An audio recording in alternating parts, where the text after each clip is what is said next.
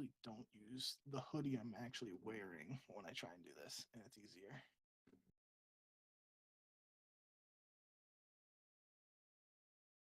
It's as good as it's gonna get.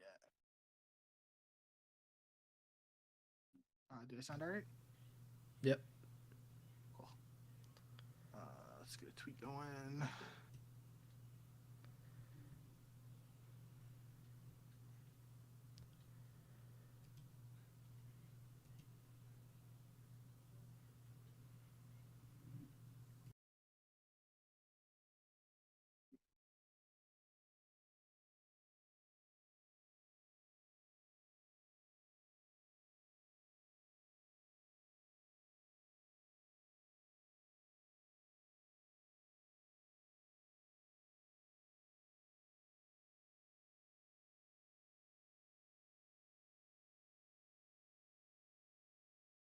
Join us for a little late night Ego Chall Podcast previewing the final set of online qualifier matches for CDL.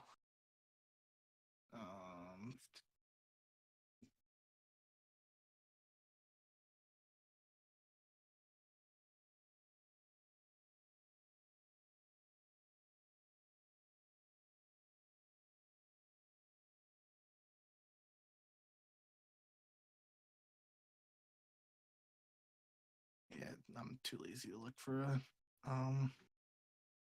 GIF today. I don't have anything good. Or live. Oh shit, you look different.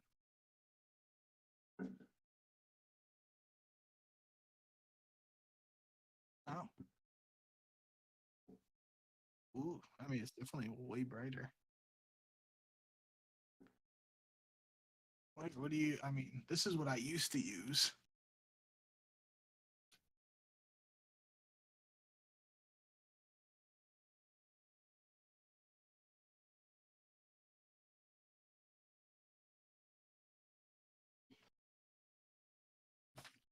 All right.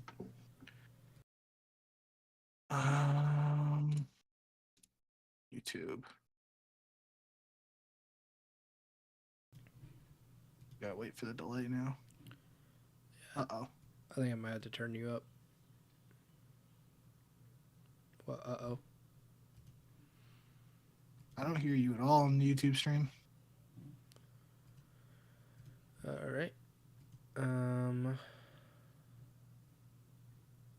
Is the echo or is it caught up now? Oh, I just heard you. Never mind. Okay.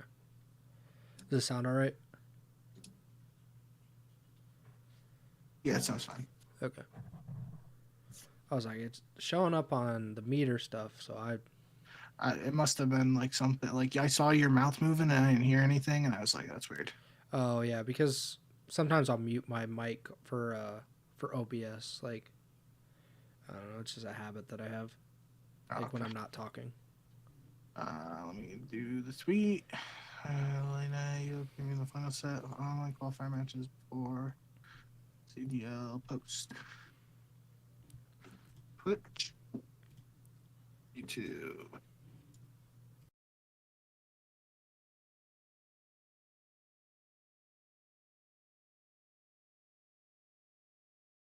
Bang. All right.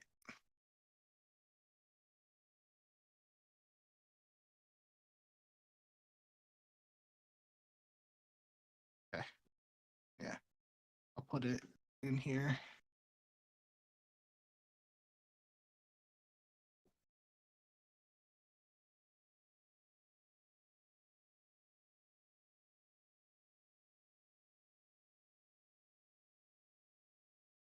Cool. Yes, sir. Hello and welcome to episode 147 of the Ego Chall Podcast. My name is Preston Byers, and as always, I'm joined by my co-host Justin Binkowski. And on today's episode, we're talking about a little bit of snaking, a little bit of a drama that has been continued somehow in some way for four or 5 days now. We're also going to talk about the final week of the Major 1 qualifiers in the Call of Duty League. We're almost to land, but we got some online matches to play through before we can get to that.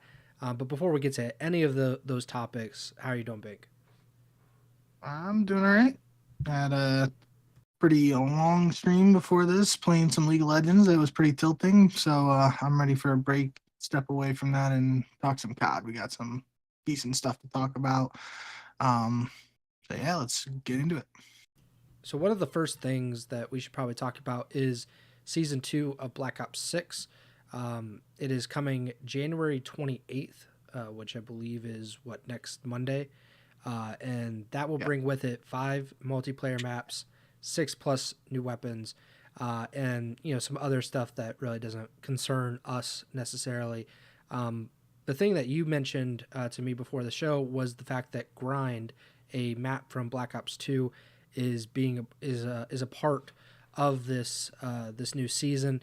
It's getting added in season, not at the beginning. But do you think this will be a competitive map? It wasn't in Black Ops 2, but I feel like we had an abundance of good maps that we didn't necessarily have to resort to.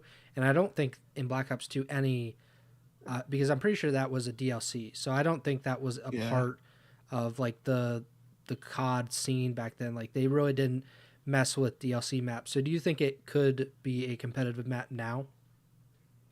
I think it could, mostly due to the fact that there are some issues with the current map pool that seemingly players are you know wanting to see if there's any decent replacements. So I think the answer is yes, it could be a replacement. I don't know if it actually will be, just because, like you said, there's really no precedent. It's not like this is a raid or a standoff where you can throw it in day one without testing. Like, obviously next Tuesday when the season drops, that's going to be like 4 days, 3 days before Major One. Um, so they're not going to be playing it at all then, but maybe they could test it like in that very small week/10 day break before the major two qualifiers start. I think they start on Valentine's Day or like February 14th, 15th, somewhere in there. So maybe they'll try it out. I mean, there's also the possibility there are a couple other 6v6 maps in here: Bounty, Dealership, and Lifeline. I also just realized though it says Grind is coming in season, so it won't be at the launch of season 2. It'll be the season 2 Reloaded update probably. Um, so getting a little ahead of ourselves, I guess. So probably it won't be in the CDL anytime soon. That's um, obviously it's not in the game. We gotta wait, but it is interesting that this is the like quote unquote remake map that's coming back. We've heard some um, rumors, and I don't even know if it's really rumors at this point. It's more so like just people really want some of those classic maps in again. But you have that fine line between, wanting to see raid, standoff, etc., versus having to rely on those maps consistently and just having them return over and over again and getting stale for the other part of the community, like the casual players and stuff like that. Um, so not entirely sure.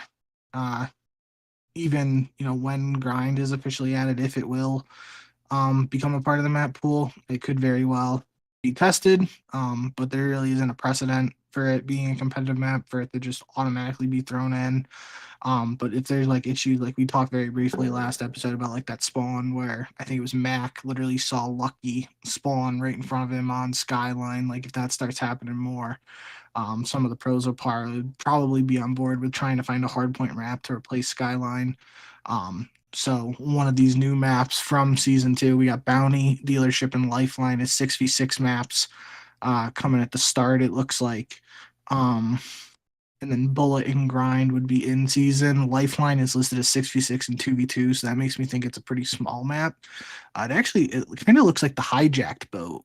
I don't think it's actually the hijack boat, but that's what it kind of looks like. So anyway, we'll have to see. Maybe Bounty or Dealership get a shot and get some testing and scrims and whatnot. But obviously, again, those are new maps, and based on the precedent of new maps in newer COD titles, um, not necessarily a guarantee that there'll be a home run. So we'll have to wait and see once season 2 drops what there is to what we got to deal with, and we'll go from there. I thought that, like you, Lifeline looked like Hijacked from Black Ops 2, and I also thought that Bullet, at least from the image, looked like Express It from looks Black like Ops yeah, 2. yeah. So maybe they're based on that or just completely different, and it's just kind of a coincidence. Like I think it's a pretty big coincidence that those two maps in particular are Treyarch maps, Yeah. and like maybe just the images they want you to think like, oh, okay, maybe I should check these out, even if they're not completely the same. But both of those, not Hijacked obviously, but actually I do remember Hijacked being an S&D map like at the very beginning of the game. Oh yeah. And Back when yeah, the PDW was meta. yeah. So I mean, that was an incredible map, all things considered, and Express was an S&D map and a hardpoint map. If I think it might have been all three, to be honest. Now that I'm thinking about it, um, maybe CTF wasn't in it, but I'm pretty sure No, hardpoint it and was. It S&D. was. Yeah, It so was. that was a competitive map. At least for part of the season. Yeah, that was a map back then for competitive. We'll see if Bullet is something like that. But like you said, it's a 2v2 map, which you would think like Lifeline would be a smaller map in total, so it's probably not. But we'll see what happens with all of that. I will. I just went to the blog to check too, and it does say grind and Bullet are mid season. Just to give like a size breakdown, it says grind is medium sized. So for those who have played that in either Black Ops 2 or Black Ops 4 before, you have a pretty good idea of how big that map is. It's not huge, it's not small, but it's not. I would say like on a scale of 1 to 10, 1 being the smallest and 10 being the biggest map, it's probably closer to like a 4 or a 3. Like it's not like a perfect medium sized map. Like I'd consider like Raid like a good medium sized map. I think this is a little smaller than that. Um, and It's just also pretty so weird. for what? The map is pretty weird because there's all those different like nooks and crannies almost, Yeah, yeah. where they're like it's a skate park, so it's literally like little alleyways, which I think if you're looking at a competitive point of view, that would be really annoying because there's a bunch of different rooms that in the mid part of the thing there's like a small window at the top that you can see in.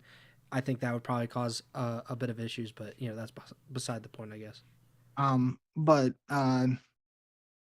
for so they have Bullet and Lifeline, obviously, since they're 2v2 and 6v6, they make sense they're listed as small sized. So Lifeline 1000% will not be a competitive map. They have like a mini map version of it in the blog post here, and there's just no shot. It's a 1 lane map, not even a 3 lane map. But then Dealership and Bounty are both listed as medium sized, so that means there's a shot that it could be if I would say small size maps aren't going to have any real chance to be in the map pool, I would guess. But medium size, and looking at these images in they just shown like the mini map overlay for Bounty, it's a really square map and it looks pretty balanced. I mean, it's kind of symmetrical, not like perfect, but it's not. I mean, there's a lot of buildings and stuff, so I don't know how all that. And it looks like there's probably some underground sections. So I don't know how that involved, but it's a rectangle size wise, and then Dealership is kind of like it's not like a Z, but it's kind of like a it's a parallelogram or whatever it is. It's got like the two slashes, and then so it's like a rectangle kind of on a slant, but it's got some uh, you know, interesting outline to it. And I could, it kind of just from the um, outline in the mini map, it has some like, I don't know how to describe it. It just the mini map portions kind of look like on Invasion, how that P1 or the B Dom flag in the middle is kind of like a construction site. So it's not like an actual building. It's kind of like got those walls for an unfinished construction. That's what it kind of looks like in the middle of the map here. Um, so I don't know. Obviously, we'll still have to wait and see what how they actually play and if they even give them a shot. But again, those Bounty and Dealership are newer maps, so brand new maps. I mean, so we have no idea until we actually play them if they'll even be worth testing. And then COD pros. It might not even see the light of day in testing, but we'll have to see. But season 2 on the way next week. Got a chance for another map pool refresher, but we'll have to actually cross that bridge when we get there. Yeah, for sure. Christopher Mendez, thank you for tuning into the stream. I appreciate you.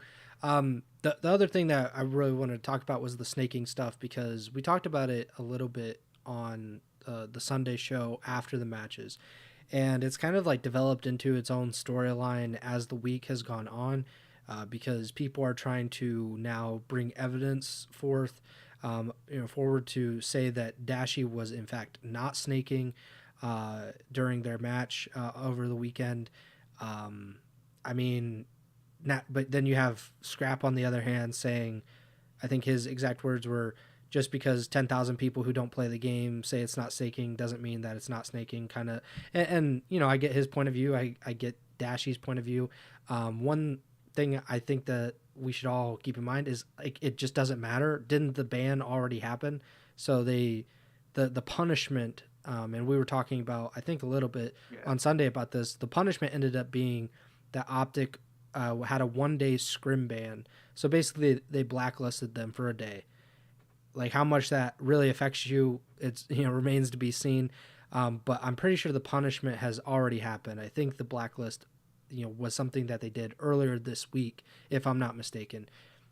What are we arguing about? Is it just that maybe the next time this happens or doesn't happen to OpTic, it's not a 2-day ban, it goes back to a 1-day ban? Like, what are the repercussions? Or are we just kind of like, I don't know. Like, it just feels pointless to argue about, like, did he snake or did he not? Like, I'm sure it looked like that, and from the other team's point of view, I'm sure when they saw it, they're probably like, yeah, that's snaking for sure.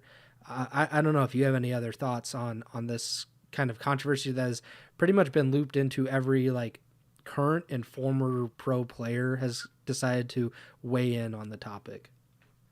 Yeah, I kind of, I get what you're saying, like, especially if I'm pretty sure, um I'm gonna have to check this tweet from Shotzi.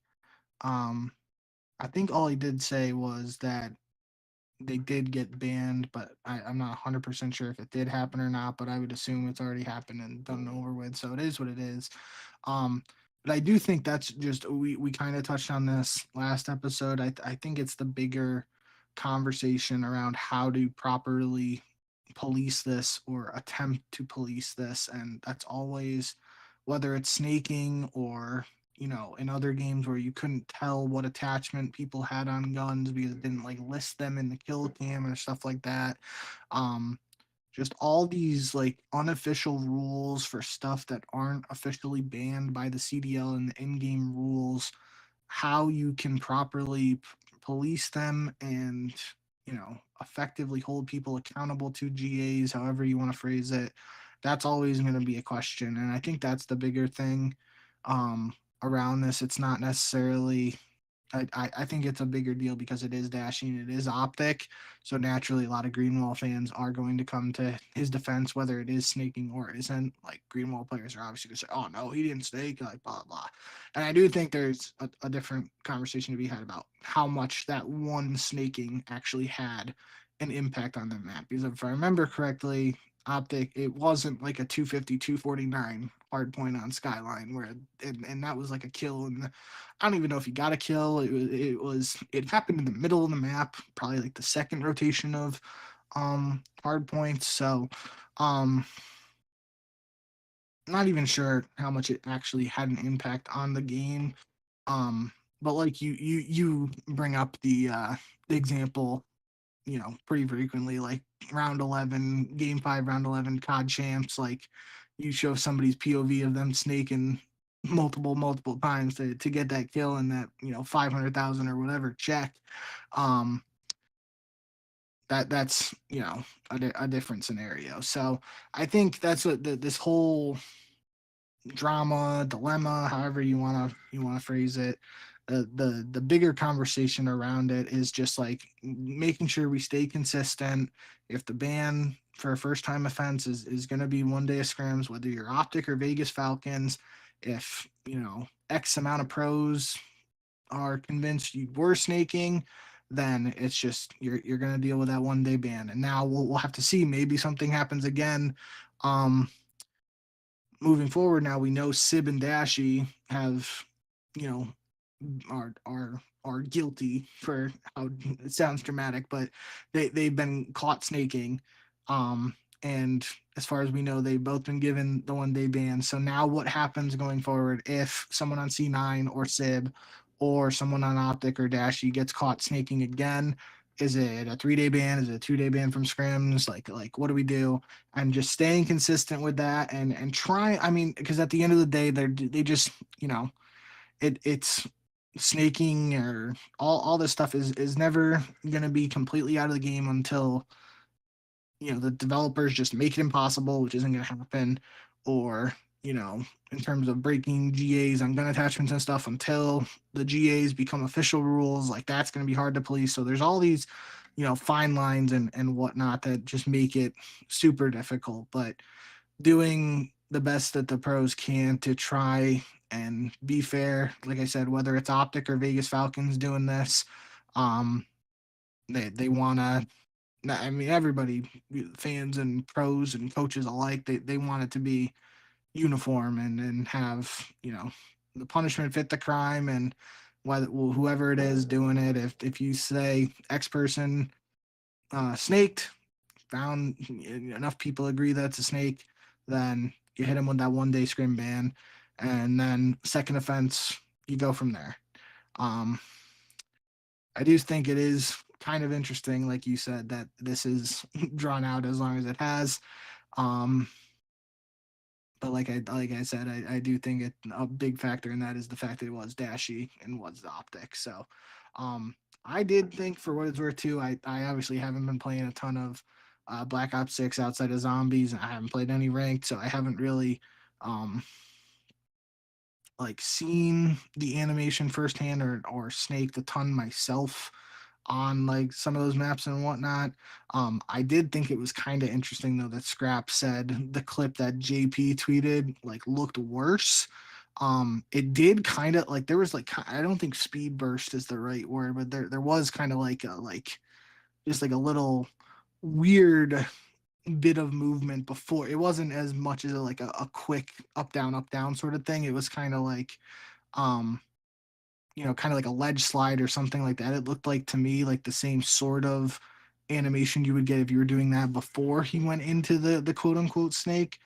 So I thought it was interesting. Scrap said that looked worse than um, you know, a more traditional snake if he was just at a head glitch doing it like, you know, 5 times repeat. Then like that's pretty kind of like what Sib did. Like I mean anybody who's saw that is kind of like, yeah, it's a snake. Um, but so yeah, it was interesting. Scott's basically like, yeah, all these people who don't play the game don't know that actually looked worse. And I was like, so I thought that was kind of interesting. So we'll have to see. But yeah, I don't think there will be um much more from this particular incident, at least as far as I know. But we'll have to see. Hopefully, this just, you know, sets the precedence. And end of the day, the goal is to just not have to deal with this. And if everyone just doesn't snake, then we don't have to deal with any of this, right? So we'll see what happens from here. I think they should just start cutting off an inch of your thumb every time you snake. Like, we just get the entire league together. You know, majority rules, whether you are sentenced to your, you know, inch decapitation or whatever the thumb is, and take it off, and then you'll be down to a nub, and then you won't be able to snake as much. I think that's the only way to really get through this. From what I saw from that clip, you know, I can see his argument of like, well, did I really snake or whatever. I think like it's borderline, and like you mentioned and like Scrap mentioned, I bet it looked 1,000 times worse on the other end, because that's how Call of Duty is. Like, just because on your screen it doesn't look bad, or, and this isn't just related to snaking, like throwing shoulders and stuff, like that stuff is ridiculous on the other end, especially online, I'm sure. So that kind of stuff, it would make sense that Scrappy's like, that was horrible on my end. Like, you were just snaking the hell out of me. Yeah, and the clip that JP posted, it was on the first rotation, I think, or on the first hard point, because it's like 10-0, and Oh, okay. so it's like I think it's kind of blown out of Yeah, I see it proportion in now. Yeah, general. yeah. But like you mentioned, it's because it's OpTic, it's Dashy, it's LAT. It was the match. It went to a game 5, so like everything kind of played into this.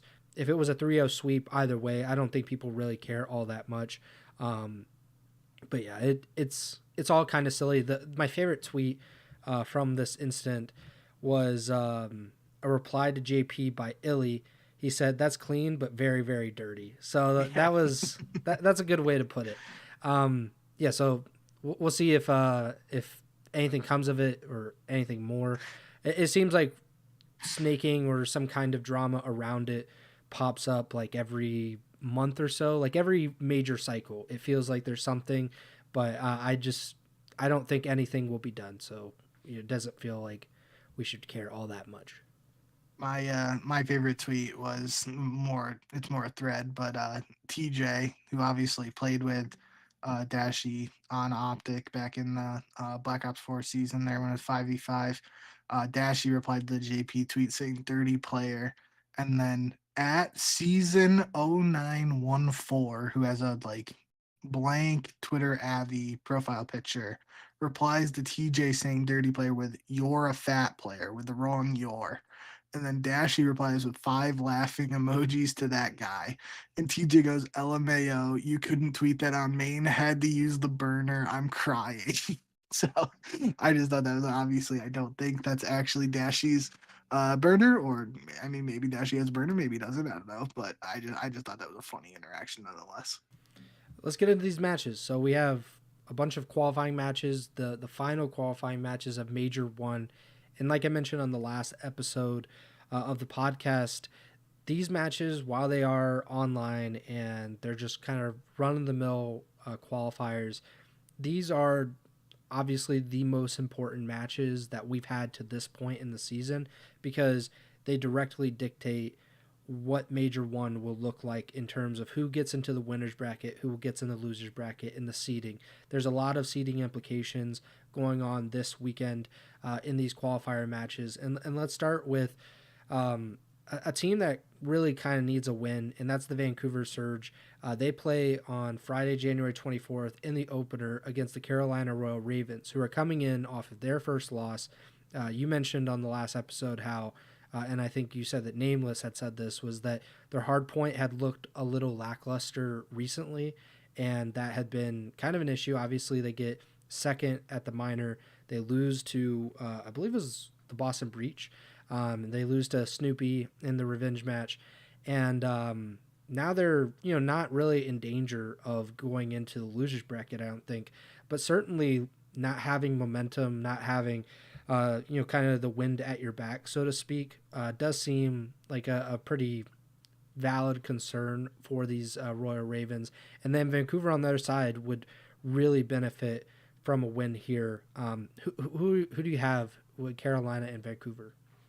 I gotta go with Carolina. I mean, there's just I just feel like, despite whatever's going on with their hard point and whatnot, they've still been the better team than Vancouver. I still don't really have a good gauge of what kind of team Vancouver is, and how how to rate them, how to you know how effective they're going to be as a squad. It's just, it seems like, they're a little bit in towards the bottom of the middle of the pack, and then Carolina's just, they were playing well before the holiday break and whatnot. So, if you're looking at this from a Vancouver perspective, maybe this is just a good chance to cause a quote unquote upset, because you're not playing Carolina when they're undefeated 4-0 and looking like one of the possible contenders for Major 1. You're playing them when they maybe are thinking, going over some stuff, thinking hitting the blackboard, or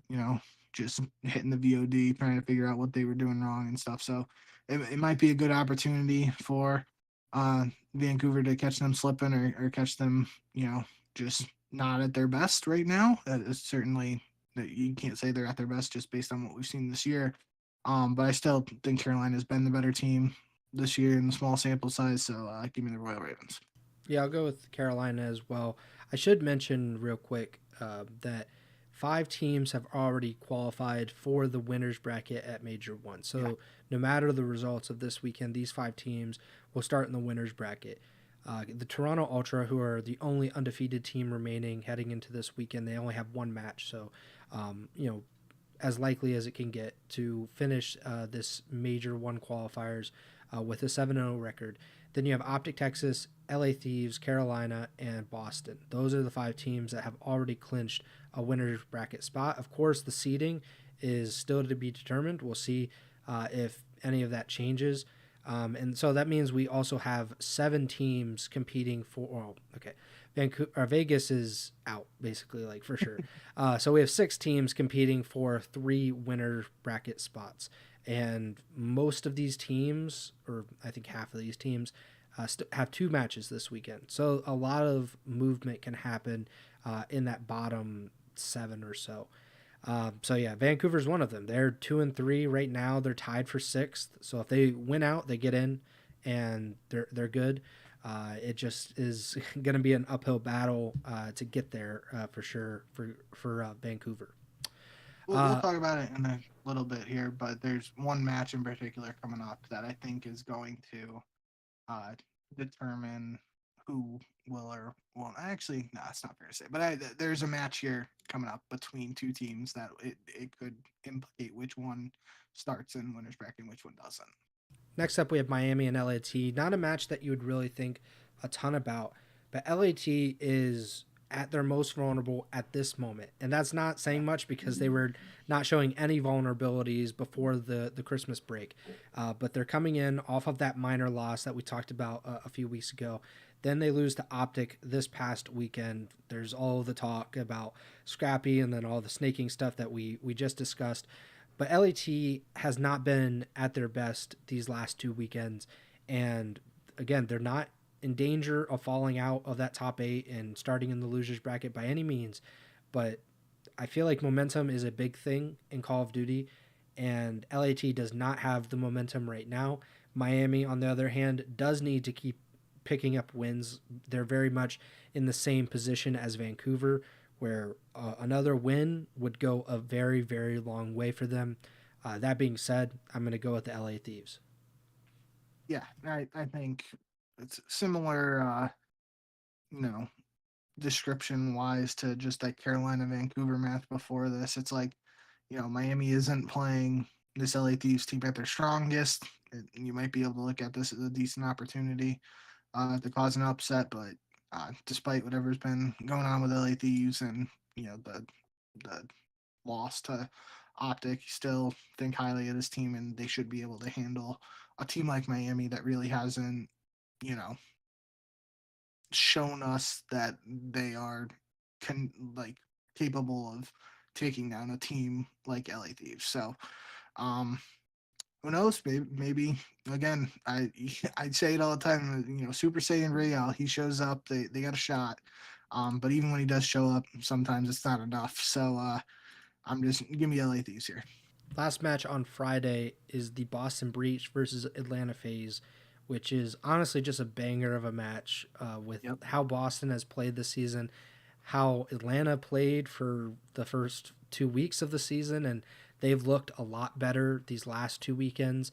That being said, they're still not in a good position right now. They have 2 matches this weekend, so they definitely control their own destiny in that regard. But they are 2-3 heading into the final weekend of the qualifiers, and they certainly need, it feels like, at least 1 win to really put them over the top, and then obviously 2 wins would essentially clinch them a spot, I believe. But Boston is, they have a chance, if all things go well this weekend, they have a chance to finish the qualifiers 6-1, which I don't think anybody could have predicted. They have looked really, really good. I'm going to go with Atlanta FaZe because they have shown to be the Atlanta FaZe that we have expected of them.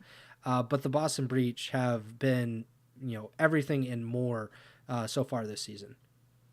Yeah, no, I mean, I thought there might have been a slight chance you were going to go with your boy Snoopy after hyping him up so much last week.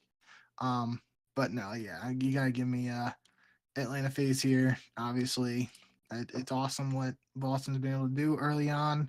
I mean, I just went back. They went 6-27 last year in the CDL regular season.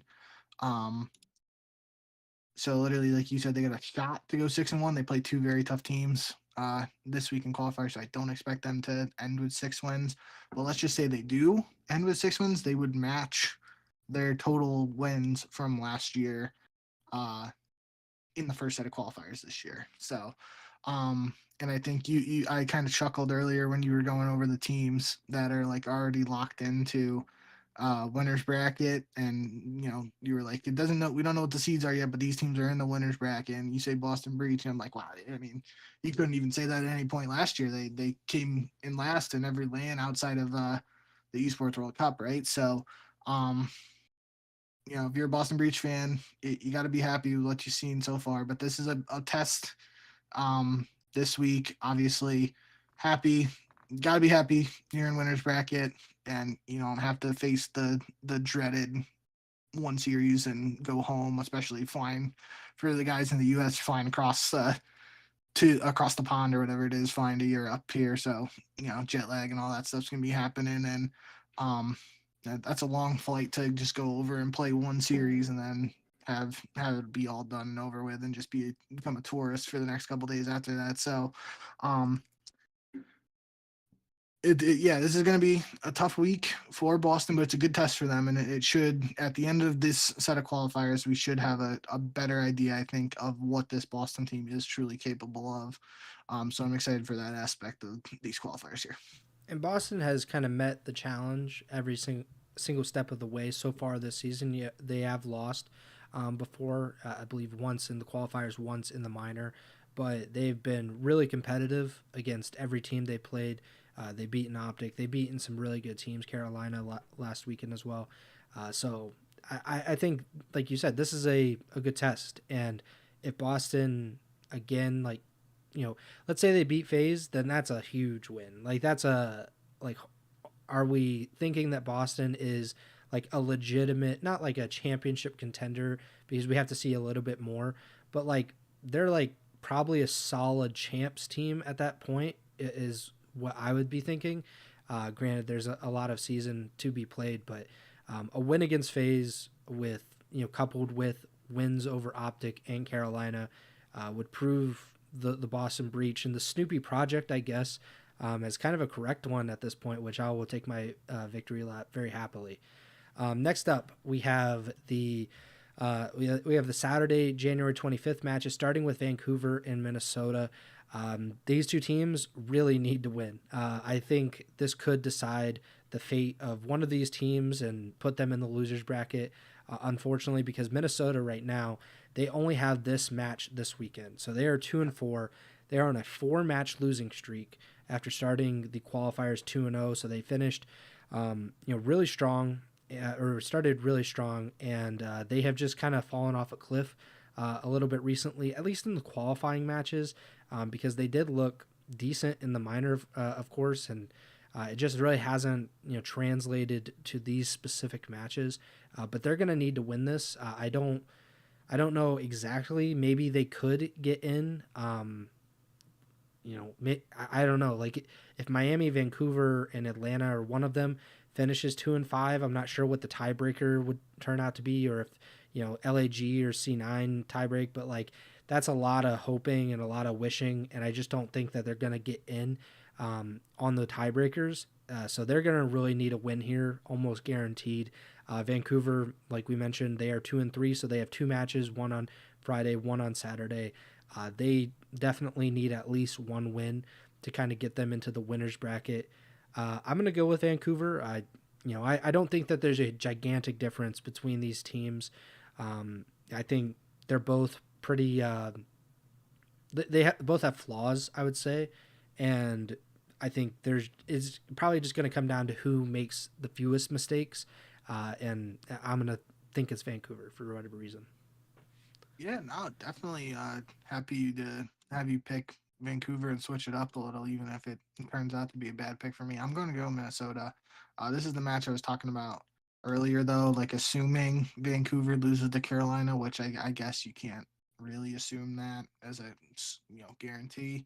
But let's just, for the uh, you know, lack of certainty at this point, let's just assume they lose that they'll fall to 2-4, and this would be a 2-4 versus 2-4 game, and it seems like 3 is going to be that number that gives you that better shot. Like you said, 2-5, it's going to come down to tiebreakers, and I don't even know at the end of the day if any 2-5 team gets in, maybe one team will squeak in at 2-5 in the 8 seed. Um, but definitely 3-4 puts you in a much better position. And with so many teams at 2 wins right now, you got to think like 3 gives you a better shot to get one of those last spots in the winners bracket. And I just think, like you said, obviously, the qualifiers haven't really gone Minnesota's way, but they had their moments in the minor, and I've seen them, seen what they're capable of. They have that resilience and the ability to pull off a reverse sweep, even if the series doesn't start their way, for whatever reason. So I'm gonna go with Minnesota. I just think they're the better team right now. But this could be a good one, and like I said, I think assuming Vancouver loses to Carolina, it'll effectively become a battle for a winner's bracket spot, and the other team will fall into that scenario that I said where they could possibly fly all the way to Madrid just to play one series. So, going to be an exciting one, I think. Next up, Vegas versus LAG. I was just gonna say LAG and then move on, but I don't want to, give anybody like the little disrespect or whatever. I'm still gonna go with LAG. I think you are as well. But Vegas has proven to be competent, and I think they've won. I don't know if they've won a control, but I'm pretty sure they've won a hard point and a S&D at this point. So if they can just put a control together and have they won a hard? I think so. I thought so. Maybe not. But it's either way, they've been very competitive, and they definitely should have won a hard point if they haven't, because they lost that one to OpTic, which was ridiculous. So drops 50. Yeah. So I'm gonna go with LAG. I'm trying to look up quick on. No, they're 0-11 in hardpoint. All right, take back everything I said. I'm going with Vegas now. 3-4 in S&D and 1-6 in control, according to Breaking Point. I do not remember who they beat in control. That's interesting. Might have been last weekend though, in which case I feel really dumb. But this says 0-11 in hardpoint for Vegas. But yeah, I mean, you look at the standings. 0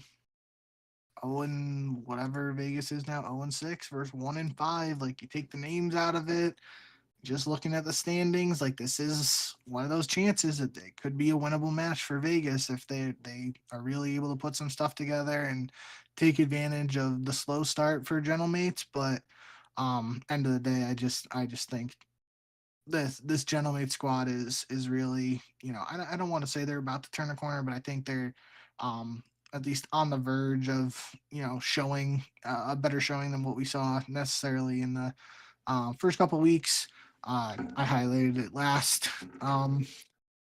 episode, but the just the potential for Priesthood to be on a third sub on a map like Skyline could really be a catalyst for some more success for this Gentleman's team. So that's a map, unless it's vetoed by Vegas, I would expect to see Skyline Hardpoint in this map set. And then obviously if Vegas actually is 0-11 in Hardpoint, that's one that you got to favor Gentlemates in. So yeah, I mean, it's definitely, it could be a closer match than maybe some people might have anticipated before the season. But I still just think Gentlemates has the edge here, and then kind of like you said, I don't want to just say LAG and move on. So we got to show at least some some attention to all the matches. Yeah, I think we did that last year where we like whoever Boston played, we were like, yeah, it's them, and then I think Boston ended up winning that match. I mean, hey, maybe we get to that point if in the major 4 qualifiers Vegas is 0-20 something, like maybe we'll get to that point. But until, I mean, they've been competitive in some of these series, and I do honestly think they're gonna eventually get a win at some point this season. So we'll have to see. I'm not waiting that long. Like after Major 1, I'm just saying the other team. And that's like All right. actually no disrespect or anything, but it's like I'm just not going to pick Vegas. Like Yeah. I'm not going to even keep up the charade that like, oh, I was considering the Falcons or whatever. Like think if they start 0-7 in the qualifiers, get first rounded at the Major, like I don't know what circumstances I would have to pick Vegas in a match. Like maybe if like Atlanta FaZe puts like, everybody gets like the flu or something and like their internet is like, they're in a snowstorm or whatever, maybe I would go with Vegas, but I just don't feel like I have any circumstance where I would pick Vegas against a current CDL team. So, no disrespect though. Miami versus Carolina is the last match on Saturday.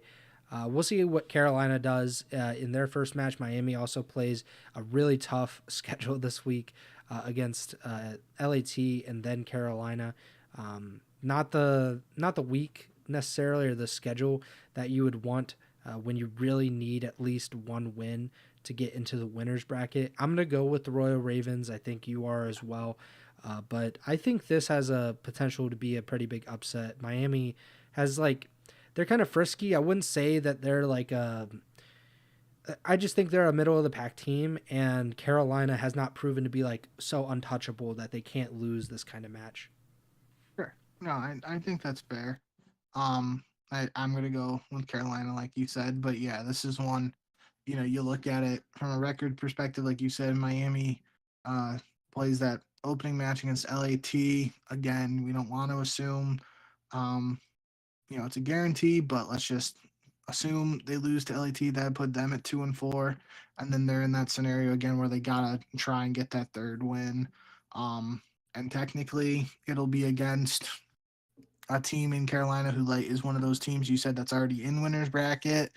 Um, so maybe just again here to play devil's advocate and just throw some stuff out there as potential occurrences. We heard that talk and stuff about at least on the desk them questioning Carolina's hard point. Maybe this is a very small chance for Carolina to try some new hard points out or switch some stuff up in the vetoes or whatever it might be, just because they know they're in winners bracket and worst case scenario, they're still going to get 2 series on land. Feels a little early in the season to bring that up as a possibility, but it is a possibility. So we'll have to see what happens there. I will be just looking in general to see how Carolina plays in hardpoint in both of their matches this weekend, regardless. But yeah, this is a tough one for Miami again. But you look at this, just talking about these matchups out loud here. Like we're looking at Miami potentially 2-5. That Vancouver and Minnesota team, whoever loses that head to head, possibly at 2-5. Then if General Mates beats Vegas, they'd be 2-5. So there is a realistic possibility that 2-5 can get you into that 8 spot, depending on the tiebreakers and how the map win loss shakes up. So this is even a realistic scenario where um Miami doesn't win this match against Carolina, but maybe they steal one map here and one map in the other series, and then they're 2-5 with a slightly better map record than one of those other 2-5 teams. Not sure, but it's that definitely throws a interesting twist into it. But again, Super Saiyan Real could show up. Yeah, this could technically be a revenge match. Not really, just because the visa situation and everything last year. His revenge is against the United States government, I believe. Yeah. But yeah, I'm gonna go with Carolina. Sunday, January 26th, the last 3 matches of the Major 1 qualifiers. The Boston Breach versus the LA Thieves. A schedule from hell for Boston to end on, Atlanta and LAT to finish. I'm going to go with LAT, but, it's pretty much everything that I mentioned for the Boston-Atlanta match. The Breach have looked really good to this point. LAT has not looked great recently. That's not a unrealistic scenario where Boston wins this. So I'm going to go with LAT, but I'm very excited for this one. And that's what we were talking about earlier, right? Like Boston playing against Atlanta, playing against LA Thieves. It's just two matches that are going to be good tests, and will be interesting to see what kind of fight they put up, especially if there is a quote unquote weaker version of LAT showing up right now. But end of the day, I still think LAT is the better team, so I'm going to go with the Thieves. Next up, Atlanta versus Cloud9. I don't think like the internet should have too much of an issue because Atlanta is actually based in Atlanta, and I think the big issue for Cloud9 was the Dallas teams, where they wouldn't have like a good server in the middle for those, like because they couldn't use Denver or whatever. I think they should be able to use some kind of like Midwest or like Texas server for this one, so it shouldn't be too much of an issue. Still, I'm going to go with Atlanta because I just think they're the better team. I have no idea where Cloud9 is going right now. They're at a real crossroads where it could get really bad, and this could turn into like, are we looking at a Pred watch kind of situation? Because it feels like the team that would seem the most logical and fit for Pred, obviously with all of the former teammates and everything there. They also seem like they're more willing to spend because they were going to bring back the NYSL roster, which seemed pretty expensive at the time, obviously having won a championship just a few years ago. So I think it could be a Pred situation there. But before we get to that, like they have to probably start playing well. They look like they're kind of destined to finish in that bottom four and start in Yeah. the losers bracket and probably get first rounded. It's going to be a really tough battle for them regardless if they're in the winners or losers bracket. But they only have one match this week and it's against Atlanta, so that's not a great position to be in. So I'm going to go with FaZe. Yeah, I'm gonna take Atlanta too, but I mean, it's definitely again just to have something to talk about and play devil's advocate here. This before the minor, Atlanta was struggling in these qualifiers, and record wise, C9 hasn't been great, but we know what they're capable of in terms of just the talent on that roster and everything like that. So internet issues aside, like I think this could be a closer match than maybe some people anticipate, but I still think it's one Atlanta should win. Um, I don't want to, again, we kind of are just, especially we both picked Atlanta against Boston, both pick them here against C9. They're still technically 2-3 in these qualifiers. And in a world where they lose both of these matches to Boston and C9, they'd be 2-5. And then if C9 beats Atlanta, C9 would be 2-5. So that would cause some crazy tiebreakers. So it will be interesting. And I think Atlanta, um, I don't want to say they're totally got their stuff together and totally are back in, the form that we expect them to be, but it's definitely more encouraging signs than what was happening earlier in the season. So I do think um, Atlanta's just the safer pick right now, but there could be some weird scenarios that pop up out of these qualifiers. I feel like that always happens where we sit here, we talk about this stuff, and then the Sunday comes or whenever we do our show in previous years after the last week qualifiers is like, holy shit, X happened, and that just totally threw everything that we talked about out the window. Um, so I don't know. Something's telling me maybe some funky stuff could happen here with these 2-5 teams, and there is a world where both these Atlanta and C9 could end 2-5. I don't think that's what's going to happen, but we'll have to see. It's not that unrealistic. Like maybe Atlanta doesn't finish 2-5, but it's Yeah, very realistic that like Minnesota, LAG, C9 could finish 2-5, and maybe Miami or something along those lines. Like it could be a 3-4 way tie for eighth place, and then it's like, all right, like what are we doing here? Those tiebreakers are gonna get crazy if it's anything past two teams. But yeah, I think you hit the nail on the head with Atlanta right now, and this was not the case like a month ago. But Atlanta right now is the safer pick than Cloud9.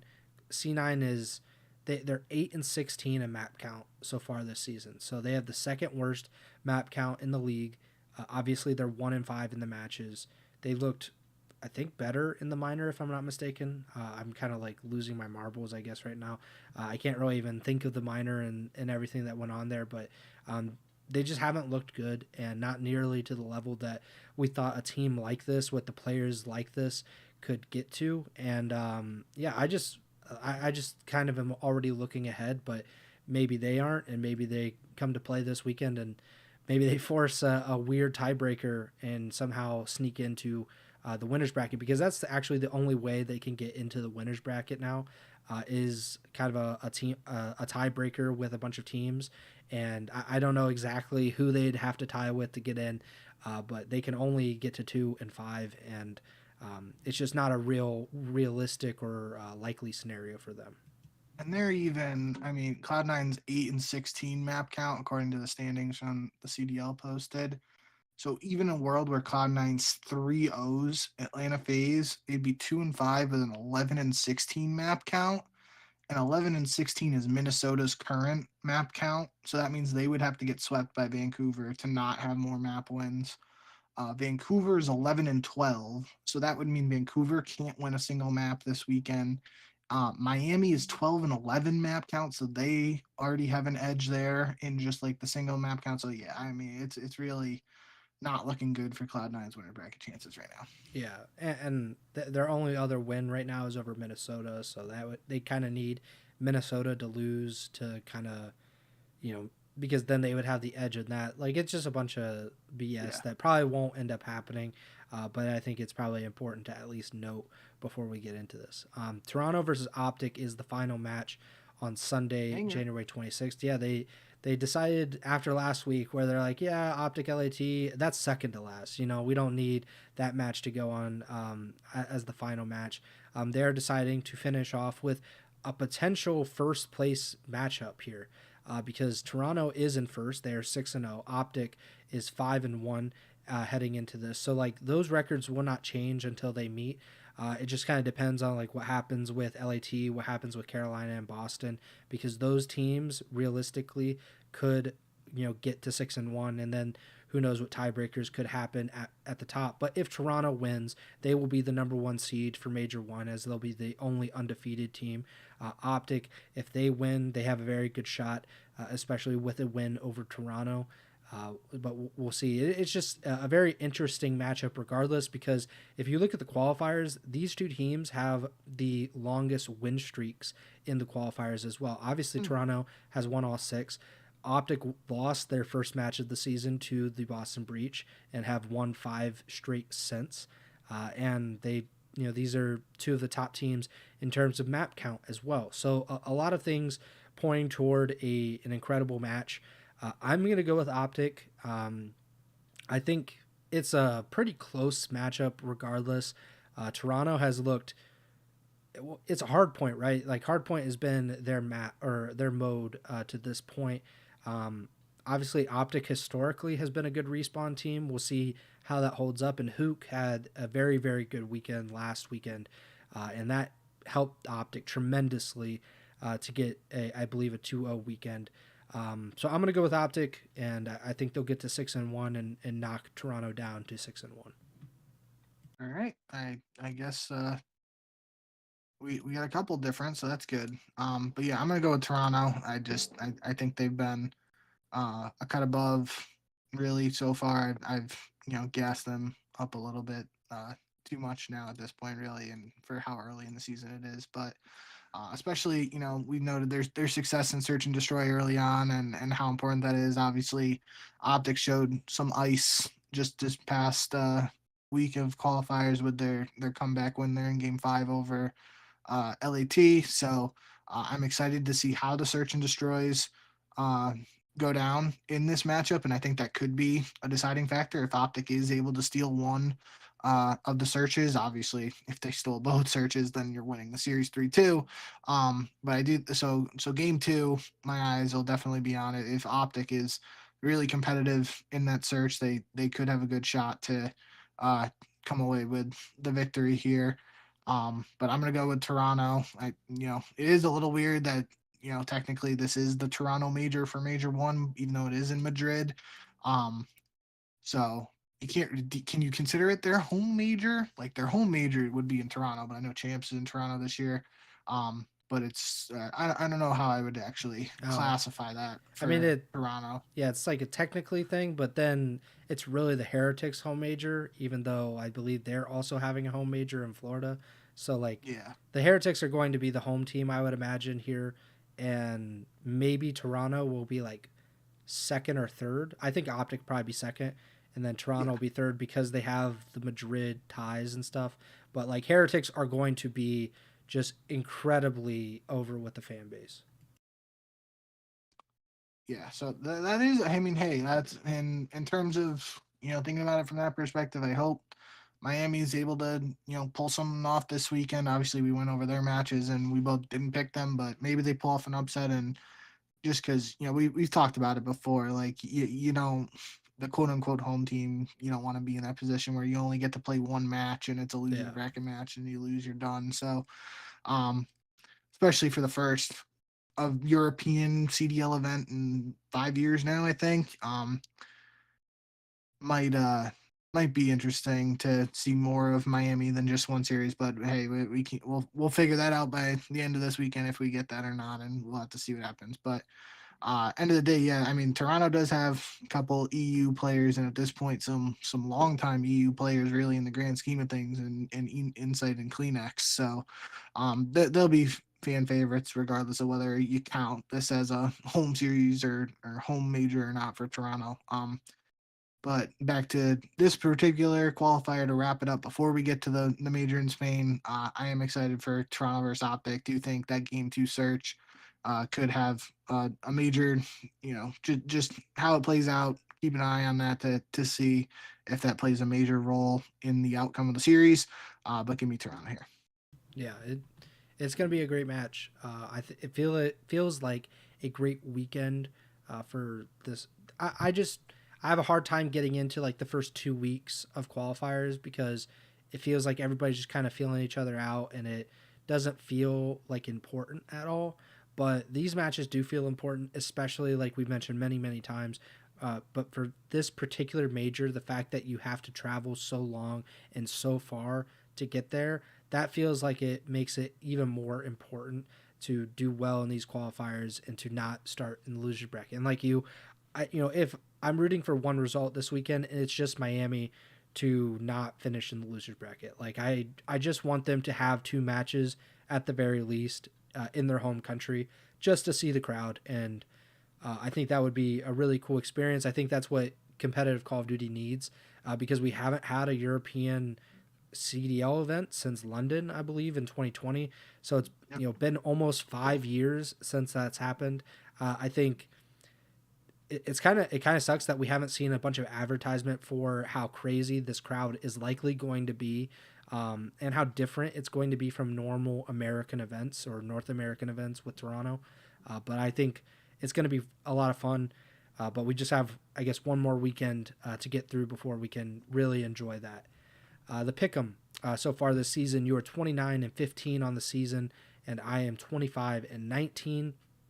Obviously, the major will be kind of a big one for the Pick'em, as the minor kind of was a big one in a bad way for me because the minor was not how I envisioned things going. But yeah, that about does it for us. A little bit shorter of an episode than usual, but they, the people on Twitter were a little less crazy than they have been in recent weeks. Even with the snaking stuff, it wasn't as intense as some of the things have been, in the last 2 or 3, 4 weeks. But who knows? We're getting there. I feel like people are going to get a little bit antsy. I think you're going to see stuff after the major just because there's going to be roster changes and there's probably going to be some hurt feelings. And I think people are going to be annoyed at the travel and how long they're going to be on their flights and stuff. So I would imagine there's going to be some drama over the next 3 or 4 weeks. But we'll see what happens with that. Subscribe, like, or follow the podcast feed wherever you're listening or watching on Apple Podcasts, Spotify, YouTube, Amazon Music. Our YouTube channel, we have daily videos. So if you enjoy the podcasts, there are daily videos in the sense that I clip like 5 to 15 minute segments from the podcast episodes, and those are kind of spaced out over the matter of 2, 3, 4 days, whatever it may be. So if you like to just enjoy the podcast in shorter form and you want to kind of take little bits of information instead of the whole hour and a half long episode, then that's a perfect way to do so. So please subscribe to the YouTube channel. We're almost at 200 subscribers on there. Follow us on Twitter at jbink with 2Ks, at Pres Byers, and the podcast tour is at Ego Chall Podcast. You can also follow Bink on Twitch, twitch.tv/jbink. That is JBINKK. He's streaming League of Legends every day. I believe he's up to like day 13, 14, something like that on the race. 14. Our next show will probably be this weekend, this Sunday after the matches for the qualifiers. If not, we'll figure something out. But we really appreciate your support. We had a few people in the YouTube chat today, so that's awesome to see that we've had pretty consistent people here over the last, I would say, 2 to 3 weeks. I think the Pred one was the big one, the one that really kind of got the ball rolling, so to speak. But we appreciate you coming into the YouTube chat. If you want to watch on YouTube, you can. We do these live streams on Sunday nights and Wednesday nights. Obviously, it's like Wednesday early morning on the East Coast now, but that's just the way that we had to fit our schedules together at this moment in time. But if you want to do the live streams, you can go to the YouTube channel, just search up Ego Chall Podcast, or you can go to Twitch, twitch.tv/Ego Chall Podcast. But yeah, we'll be back at some point to talk about the matches, and next week we will preview the major, which is always fun. Some of the better episodes that we do, in my opinion. But we gotta get through these matches first. Bink, take it away. Yep. Thank you guys as always. Shout out Anthony Molina coming in now just in the YouTube channel. Definitely a shorter episode and not as much to talk about this time around. But hey, that's the way the cookie crumbles. We are at that point where a couple months and weeks ago, we would have begged to be at this point where we're at the final week of online qualifiers heading into land just, less than 10 days away now, I think at this point. It would be, it's like 8 days, 7 days, something like that. So yeah, really looking forward to first major coming up, but we got these qualifiers first this weekend, and that's gonna set the bar, set the stage for everything we see in Madrid. So looking forward to these last online matches. We'll be back on Sunday to break it all down for you guys, and thanks for your support as always. So remember to send the chow.